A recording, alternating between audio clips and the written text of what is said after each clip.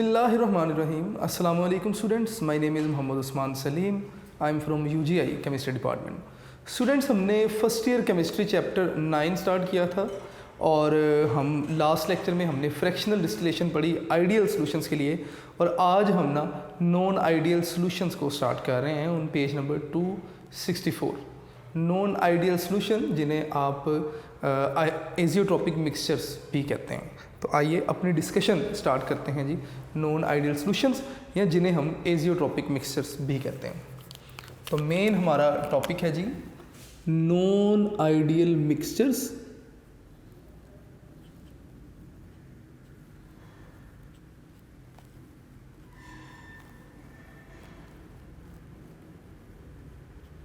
Non ideal mixtures या आप इन्हें एजियोट्रॉपिक मिक्सचर्स भी कहते हैं। मैं यहाँ पे ना ब्लू के साथ लिख भी देता हूँ एजियोट्रॉपिक मिक्सचर्स।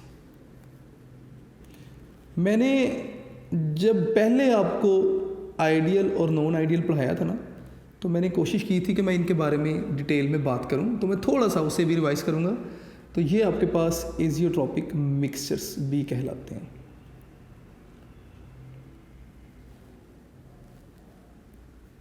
लें जी, अपनी डिस्कशन को लेकर चलते हैं जी। अगर मैं नॉन आइडियल मिक्सचर की बात करूं तो दो तरह के मिक्सचर नॉन आइडियल मिक्सचर कहलाते हैं। एक ऐसे जिनमें पॉजिटिव डेविएशन होगी और एक ऐसे जिनमें नेगेटिव डेविएशन होगी, यानी कि non ideal mixture with positive deviation और दूसरे विद नेगेटिव डेविएशन। तो हम ना इन दोनों को बारी बारी डिस्कस करेंगे। थोड़ा सा हम इन दोनों के बारे में अपनी जो इन्फॉर्मेशन है उसे रिफ़्रेश करके फिर हम अपने टॉपिक की तरफ चलेंगे आगे। Students, azeotropic mixture with positive deviation, negative deviation, both do not ओबे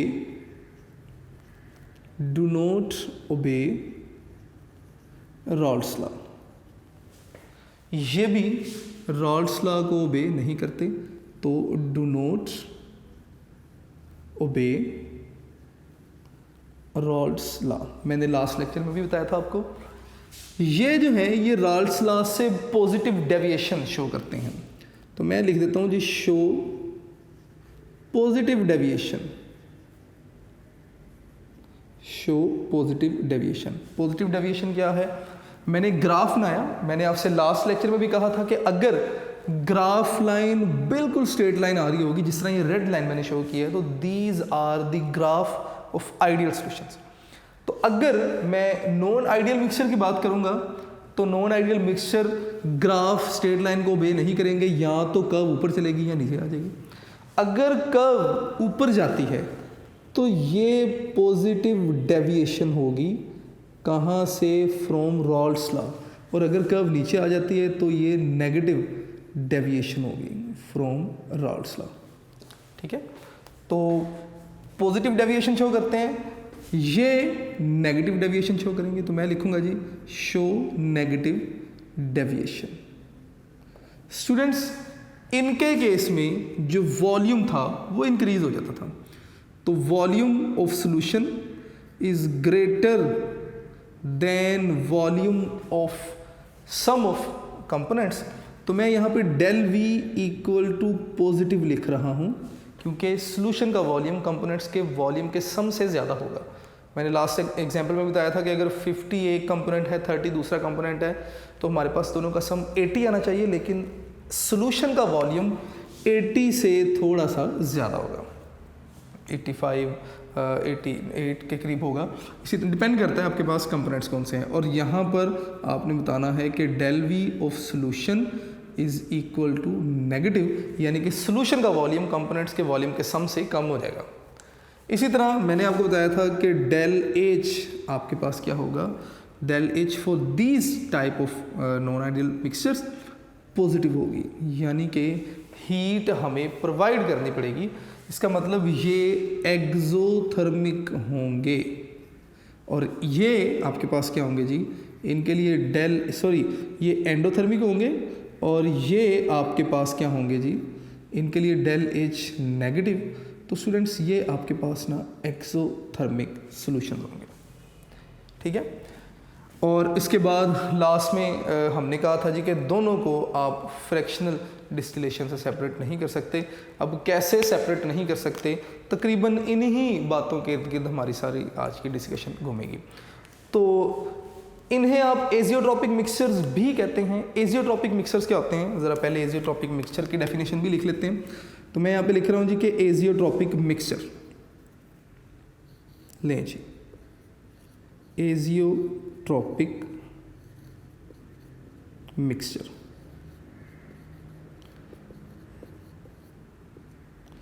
स्टूडेंट्स दो बातें आपने एजियोट्रॉपिक मिक्सचर के लिए याद रखनी है, ठीक है। सबसे पहली बात तो ये कि जो एजियोट्रॉपिक मिक्सचर हैं ये आपके पास कांस्टेंट टेम्परेचर पर बॉयल नहीं हो, बॉयल एट कांस्टेंट टेम्परेचर। आपने बताना है कि azeotropic mixture boil at constant temperature. पहली बात तो ये कि ये कांस्टेंट टेम्परेचर पर बॉयल होते हैं। दूसरे नंबर पे आपने बताना है कि ये डिस्टिल होते हैं कहाँ पर, distil over without change in composition at any temperature like a pure liquid, यानी कि ये डिस्टिल ओवर होते हैं विदाउट चेंज इन कंपोजिशन। मैं यहाँ पे लिख रहा हूँ, फिर मैं इन बातों को एक्सप्लेन भी करूँगा। Distil over without change in composition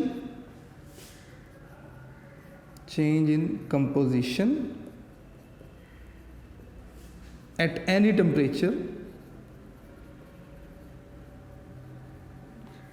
temperature like a pure substance। अब ना ये लाइन थोड़ी सी इम्पोर्टेंट है, देखने में तो थोड़ी लंबी लाइन लग रही है लेकिन थोड़ी सी लाइन जो है ना वो इम्पोर्टेंट भी है, आप लोगों ने इसे देखना भी है।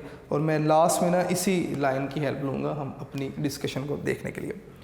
अब मैंने यहाँ पे ना एक वेपर प्रेशर कंपोजिशन ग्राफ भी बनाया, ठीक है। मैंने सारे पेरीमीटर्स नहीं लिखे हुए, मैं समझता हूँ कि हमने बार बार इनकी प्रैक्टिस की और ये ऑलमोस्ट अब आप खुद से लिख भी सकते हैं। तो इसको समझने के लिए ना वही पुरानी वाली बातें कि लेट्स सपोज हमारे पास हमारे पास मिक्सचर हैं। इस ग्राफ को समझने के लिए मैं दोबारा से अपनी बात को एक्सप्लेन कर रहा हूँ जी कि लेट हमारे पास दो लिक्विड्स हैं, एक लिक्विड ए और इसी तरह लिक्विड बी। ये जो लिक्विड ए है ये आपके पास क्या है, ये हाई वोलेटाइल है। मैं यहाँ पे लिख रहा हूँ जी कि हाई वोलेटाइल। मैं वोलेटाइल के लिए ये लिख रहा हूँ, अगर वोलेटाइल ज़्यादा है तो वेपर प्रेशर भी इसका क्या होगा, हाई होगा, हाई वेपर प्रेशर, और बॉइलिंग पॉइंट इसका क्या होगा, लो होगा, लो बॉइलिंग पॉइंट। इसी तरह आपके पास एक और मिक्सचर आ जाता है जी, सॉरी लिक्विड आ गया। दूसरे लिक्विड को आप लिक्विड बी का नाम देंगे, मैं भी इसे लिक्विड बी का नाम दे रहा हूँ जी। ले जी, लिक्विड बी है, ये ए था, ये लिक्विड बी है। लिक्विड बी जो है दैट इज़ लेस वोलेटाइल, कि ये लेस वोलेटाइल है, इसका मतलब इसका वेपर प्रेशर क्या होगा, लो वेपर प्रेशर, और इसका बॉइलिंग पॉइंट क्या होगा, हाई बॉइलिंग पॉइंट।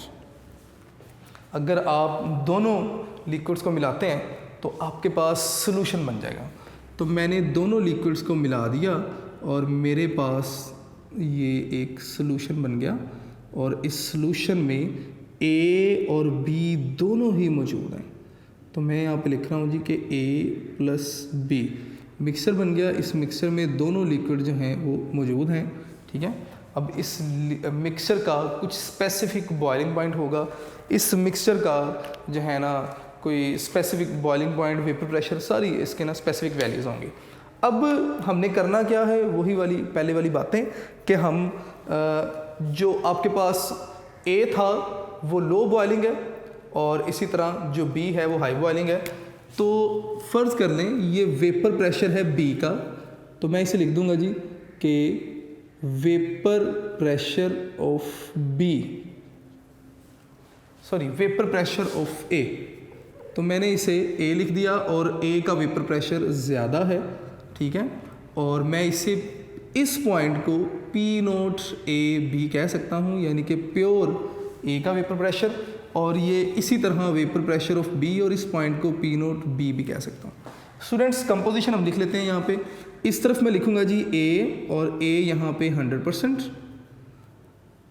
पहले बी लिख लें जिस तरह पहले से हम लिखते आए थे, B इक्वल टू इस पॉइंट पर B होगा 0.0, चलते चलते B यहाँ पे कितना हो जाएगा जी, B यहाँ पर हो जाएगा जी 100%। ये मैं कंपोजिशन लिख रहा हूँ मोल परसेंट में, मैं बार बार बता चुका हूँ पहले भी। अगर हम A की कंपोजिशन लिखेंगे तो जहाँ पर B 0 वहाँ पे A कितना जी 100%, और चलते चलते यहाँ पे A कितना हो जाएगा जी 0.0%। आपने क्या करना है, आपने इनकी डिफरेंट कंपोजिशन बना लेनी है। फॉर एग्जांपल यहाँ पे आप बता दें जी 10%, 20%, 30%, इसी तरह 40%, 50%, 60%, ठीक है, और इसी तरह आप आगे चलते जाएंगे तो ये ना आपके पास कंपोजिशन इनकी बनती जाएंगी। इसी तरह हम ए के लिए बात कर लेते हैं 90%, इसी तरह 80%, 70%, 60%, 50%, और इसी तरह 40% और 100, आगे बात चलती जाएगी। तो ये आपके पास डिफरेंट कंपोजिशन के लिए ना वेपर प्रेशर कंपोजिशन ग्राफ बन जाता है। स्टूडेंट्स अब मैं क्या करना चाह रहा हूँ, मैं दोबारा से एक ग्राफ बनाना चाह रहा हूँ, टेम्परेचर कंपोजिशन ग्राफ।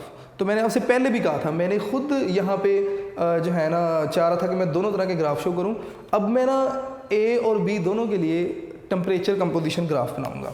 तो अगर आप लोगों ने गौर से देखना है, टेम्परेचर कंपोजिशन ग्राफ बी बिल्कुल ऐसे होगा, लेकिन टेम्परेचर कंपोजिशन ग्राफ में जो ग्राफ लाइन है वो इन्वर्स हो जाएगी as compare to the vapour pressure composition graph. लें जी, ये जो मेरे पास ग्राफ में दूसरा बना रहा हूँ that is temperature composition graph. इसमें क्या होगा, अगर ए का वेपर प्रेशर ज़्यादा है तो इसका बॉइलिंग पॉइंट कम हो जाएगा, और इसी तरह अगर बी का जो बॉइलिंग पॉइंट है वो क्या होगा, ज़्यादा होगा। अब मैं यहाँ पे ना बॉइलिंग पॉइंट ऑफ बी लिख रहा हूँ, मैं यहाँ पे लिख रहा हूँ जी बॉइलिंग पॉइंट ऑफ बी जो कि ज़्यादा है as compare to boiling point of A, ठीक है।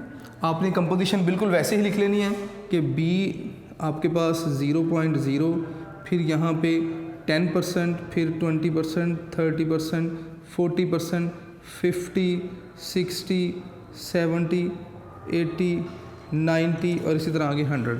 और ए के लिए आप बताएंगे जी ये यहाँ पे 100 था, यहाँ पे 90, 80, उसके बाद 70, 60, 50, 40, 30, 20, 10 और उसके बाद ए कितना हो जाएगा जी 100% यहाँ पे, ये यहाँ पे कितना हो जाएगा जी, सॉरी 0, और ये यहाँ पे कितना है जी 100 है जी।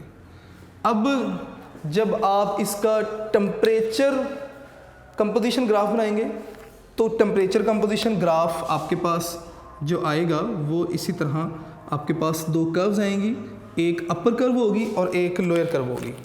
अपर कर्व फॉर वेपर्स और लोअर कर्व फॉर लिक्विड। लें जी, upper curve for vapours and lower curve for liquids.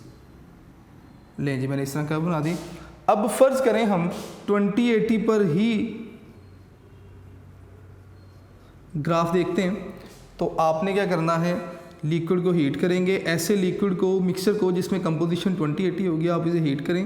Heat करते करते जिस पॉइंट पर जाके ये लिक्विड कर्व को जो है वो टच करेगा, इसका मतलब उस टेम्परेचर पे जो इस कंपोजिशन वाला मिक्सचर है वो बॉयल करना शुरू कर देगा, ठीक है।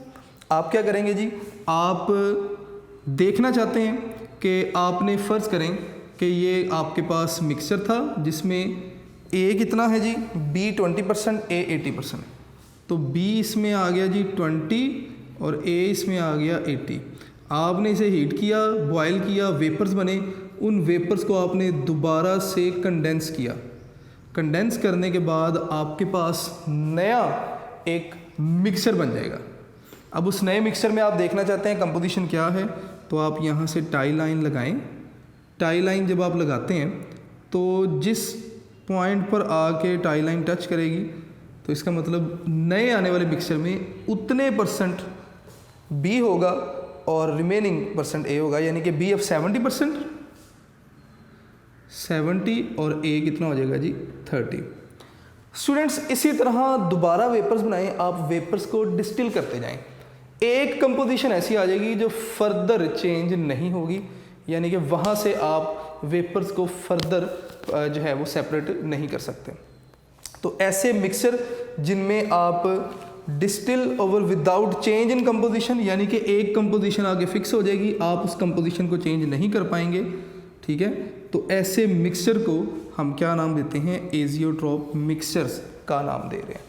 इसके एग्जांपल्स के लिए हम ना वाटर इथेनॉल के सिस्टम को भी डिस्कस करेंगे और HCl और वाटर को भी। स्टूडेंट्स ये जो एजियोट्रॉप मिक्सचर है ना, ये दो तरह के होते हैं, मैक्सिमम बॉइलिंग एजियोट्रॉप्स और इसी तरह मिनिमम बॉइलिंग पॉइंट एजियोट्रॉप्स। तो मैं दोनों को ना इसी साइड पर सेपरेट करके लिखूंगा। तो एजियोट्रॉप को मैंने दो कैटेगरीज में डिवाइड कर दिया, एक मिनिमम बॉइलिंग एजियोट्रॉप्स और एक मैक्सिमम बॉइलिंग एजियोट्रॉप। स्टूडेंट्स ये जो मिनिमम बॉइलिंग एजियोट्रॉप हैं ये पॉजिटिव डेविएशन शो करते हैं। तो मैं यहाँ पर लिखूंगा जी, दे शो पॉजिटिव डेविएशन,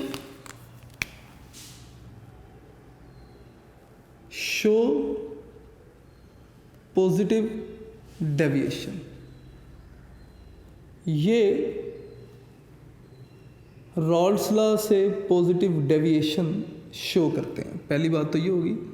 दूसरे नंबर पर अगर हम बात करेंगे तो जो पॉजिटिव डेविएशन शो करेंगे इनके लिए जो आपके पास जो बॉइलिंग पॉइंट होगा मिक्सचर का, ये ओवरऑल जो है ना वो दोनों, यानी कि आपके पास जो लिक्विड्स हैं उनके बॉइलिंग पॉइंट से कम होगा। फॉर एग्जांपल मैं क्या कहना चाह रहा हूँ, देखें इसकी एग्जांपल हम पहले देख लेते हैं। इसकी एग्जांपल में आ जाएं आप, तो एग्जांपल हम इसकी कहेंगे जी ethanol plus water. Ethanol and water. Students ethanol का अगर हम बॉइलिंग पॉइंट देखेंगे ना, तो इथेनॉल का जो बॉइलिंग पॉइंट है दैट इज 78.5 डिग्री, और वाटर का अगर हम बॉइलिंग पॉइंट देखेंगे तो बॉइलिंग पॉइंट कितना है जी 100 डिग्री, ठीक है। लेकिन जब आप इन दोनों का मिक्सचर बना लेंगे,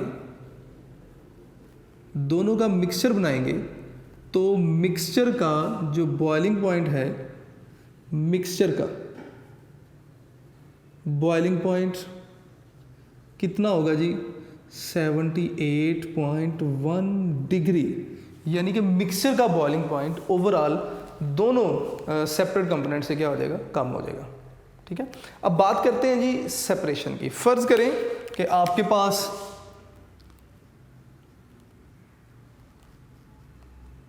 एक मिक्सचर आपने बनाया जिसमें आपने वाटर और इथेनॉल की जो कंपोजिशन रखी दैट वाज 20%, इसमें क्या थी जी आपके पास था जी वाटर, 20% इसमें वाटर था, और उसके बाद आपने इसमें 80% क्या रखी जी 80% इथेनॉल रखी। ले जी आपने क्या किया, आपने इस सिस्टम को हीट करना शुरू कर दिया, इस मिक्सचर को हीट करना शुरू कर दिया, और जब आपने इसे हीट किया तो एक स्पेसिफिक वेपर्स बनना शुरू हो गए वाटर के और इथेनॉल के। आपने इन वेपर्स को दोबारा से कंडेंस किया, मैं यहाँ पे लिखूँगा वेपर्स कंडेंस, किसमें, एक अलहदा से एक और बीकर में। तो जब आपने अलहदा से आने वाले बीकर में वेपर्स की कंपोजिशन देखी तो जो वाटर था, लेट्स सपोज वाटर और कम हो गया, ये 10% आ गया वाटर, 10% वाटर, और जो इथनॉल था वो कितने परसेंट हो गया जी, 90%। क्यों? क्योंकि ethanol is more volatile than water. Vapours में इथनॉल की कंपोजिशन क्या होगी, ज़्यादा होगी। जब आपने वेपर्स को कंडेंस किया तो इथनॉल 90% हो गया। अब दोबारा से जब आपने, अच्छा ये जो इधर बच गया ना आपके पास, ये कहलाएगा रेजिड्यू, ये कहलाएगा जी रेजिड्यू। और ये जो यहाँ पर आपके पास इकट्ठा हो गया ये डिस्टिलेट कहलाएगा, डिस्टिलेट। ले जी, अब दोबारा से आपने इस सिस्टम को हीट करना शुरू किया। जब दोबारा से आपने इस मिक्सचर को हीट किया तो हीट करने से अब दोबारा से वेपर्स बनेंगे। आपने इन वेपर्स को क्या करना है, कंडेंस कर लेना है। लें जी, मैं इन दोबारा से इन वेपर्स को क्या कर रहा हूँ जी, कंडेंस कर रहा हूँ। ठीक है, मैं यहाँ पे लिख रहा हूँ जी कि वेपर्स कंडेंस्ड। आपने वेपर्स को कंडेंस किया। अब जो आपके पास सिस्टम आया उस सिस्टम में क्या था जी, 95.5% इसमें इथनॉल और 4.5% इसमें क्या है, वाटर। 4.5% वाटर। अब याद रखना है कि ये जो कंपोजिशन है ना, इस कंपोजिशन को आप रेक्टिफाइड स्पिरिट भी कहते हैं। ये शायद आप सेकेंड ईयर में जाके ना चैप्टर 11 में पढ़ेंगे भी कि आप इसे नाम देते हैं रेक्टिफाइड स्पिरिट। ये आप ना फर्स्ट सेकेंड ईयर में चैप्टर 11 में जाकर पढ़ेंगे, अल्कोहल फिनोल वाटर वाले में। अब दोबारा से जब आपने इसको हीट किया, रेजिड्यू डिस्टिलेट इधर आ गया, कंडेंस किया, लिक्विड आ गया, मिक्सचर बन गया। अब इस मिक्सचर को दोबारा हीट किया, वेपर्स बने, वेपर्स इधर आप ले आए, ये जो वेपर्स आए ये डिस्टिलेट, और जो इधर बच गया वो रेजिड्यू। अब इधर आपके पास जो मिक्सचर आ गया, अब आपने दोबारा से उस मिक्सचर को हीट करना शुरू कर दिया। स्टूडेंट्स, मैं दोबारा से उस मिक्सचर को हीट करता हूँ, और जब मैं दोबारा से उस मिक्सचर को हीट करता हूँ तो वेपर्स बनेंगे। आप क्या करेंगे जी, आप इन वेपर्स को कलेक्ट कर लीजिए, आप इन वेपर्स को कलेक्ट कर लीजिए, और इन कलेक्टेड वेपर्स को दोबारा से आप कंडेंस करेंगे ना, तो आप देखेंगे, मैं यहाँ पे लिख देता हूँ जी कि वेपर्स कंडेंस्ड।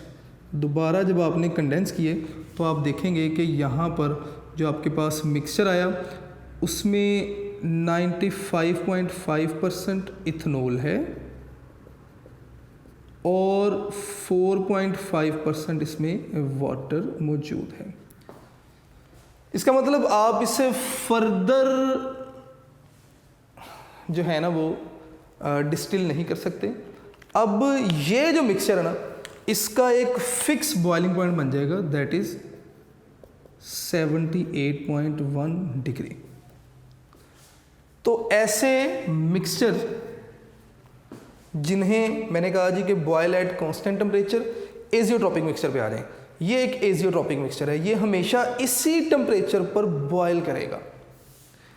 ये एजियोट्रॉपिक मिक्सचर ये हमेशा इसी टेम्परेचर पर बॉयल करेगा। दूसरे नंबर पे distil over without change in composition at any temperature like a pure.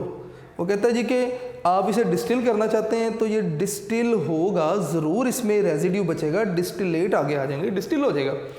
लेकिन जब आप डिस्टिलेट यानी कि वेपर्स को कंडेंस करके देखेंगे तो उन वेपर्स में भी इथनॉल इतनी ही होगी 95.5% और वाटर 4.5% ही होगा, यानी कि कंपोजिशन में चेंज नहीं आया। तो इसका मतलब ये जो मिक्सचर बन गया ये एजियोट्रॉपिक मिक्सचर था। ठीक है, ये एजियोट्रॉपिक मिक्सचर नहीं था, डिस्टिलेशन हुई, कंपोजिशन चेंज हो गई। एजियोट्रॉपिक मिक्सचर नहीं था, ये एजियोट्रॉपिक मिक्सचर नहीं था, डिस्टिलेशन हुई, कंपोजिशन चेंज हो गई। ये एजियोट्रॉपिक मिक्सचर था, आपने इसकी डिस्टिलेशन की, आपके पास जो नया मिक्सचर बना तो उसमें भी कंपोजिशन सेम थी और अब इसका बॉइलिंग पॉइंट भी फिक्स हो गया, तो ये आपके पास एजियोट्रॉपिक मिक्सचर होगा। स्टूडेंट्स, इसी तरह हम चलते हैं जी मैक्सिमम बॉइलिंग एजियोट्रॉप्स की तरफ। तो वही बातें आपने इधर रिपीट कर देनी है कि ये क्या करते हैं, show negative deviation from Rawls law ये नेगेटिव डेविएशन शो करेंगे। इनकी अगर आपने एग्जांपल्स देखनी है तो इनके एग्जांपल्स में आपने बताना है कि HCl एंड वाटर, अगर आप इनका मिक्सचर ले लेते हैं तो आपके पास HCl वाटर सिस्टम होगा। अब आपने क्या करना है, आपने दोबारा से इनके मिक्सचर को इसी तरह आप हीट करेंगे। थोड़ा सा काम अभी है आपके लिए, आप इनके मिक्सचर को हीट करेंगे। स्टूडेंट्स आपने याद रखना है कि वाटर का बॉइलिंग पॉइंट जो है वो हमें पता है कितना है, दैट इज़ 100 डिग्री सेंटीग्रेड, और जो HCl है, HCl का बॉइलिंग पॉइंट हमारे पास कितना होता है, -85 डिग्री के करीब होगा। अब होगा क्या कि जब आप, मैं यहाँ पे लिख देता हूँ -85 डिग्री बॉइलिंग पॉइंट है HCl का, और वाटर का 100 डिग्री सेंटीग्रेड हमें पता है।